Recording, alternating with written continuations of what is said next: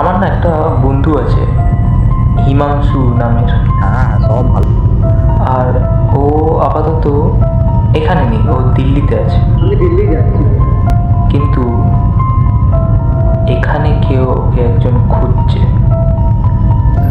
আর বলতে নেই, কিন্তু যে তাকে খুঁজছে সে ইহজগতে বাস করে না।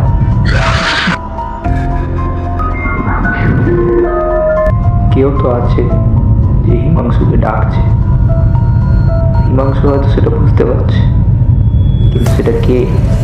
তার ডাকের আওয়াজে কি হিমাংশু যাবে?